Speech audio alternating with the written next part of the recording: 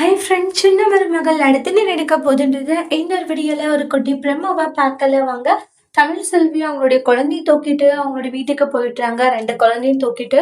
சேது எங்க வீட்ல அவங்களுடைய அப்பாவ கட்டிப்பிடிச்சு கதறி அழுதுட்டு இருக்காங்க. "அப்பா, என்னுடைய குழந்தை எனக்கு இல்லாம போயிடுச்சுப்பா. அந்த தமிழ் செல்வி என்னுடைய குழந்தைய இப்படி என்கிட்ட இருந்து பிரிச்சு கொண்டுட்டு போயிட்டாளேப்பா" அப்படின்ட்டு அழுகுறாங்க.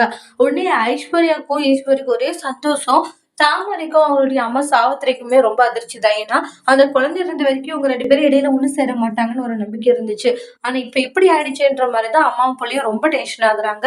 அ என்ன பண்றதுன்னு எனக்கு தெரியலையேப்பான்றாங்க சேது. ஒரு கொஞ்ச நாளைக்கு பொறுமையா இருப்பா, பார்த்துக்கலான்றாங்க. எப்படிப்பா பார்த்துக்கலான்றீங்க? அது எப்படிப்பா அவளுக்கு மட்டும் அந்த குழந்தை சொந்தமாகும்? அது என்னுடைய குழந்தை தானே, விடமாட்டேன் போனப்ப என் குழந்தைய கூட்டிட்டு வரேன்றாங்க சேது. இப்பதான்யா பஞ்சாயத்துல பெரிய பிரச்சனை முடிஞ்சுச்சுல்ல.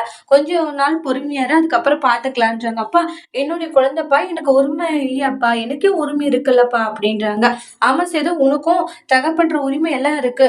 நீ தைரியமா போய் கூட்டிட்டு வாயா அப்படின்னு சாவித்திரி சொல்றாங்க. சேதுமே கோவத்தோட தமிழ்செல்வி வீட்டுக்கு மறுபடியும் போறாங்க. அடுத்து என்ன நடக்க போகுதுன்னு வெயிட் பண்ணி பார்க்கலாம். Thank you.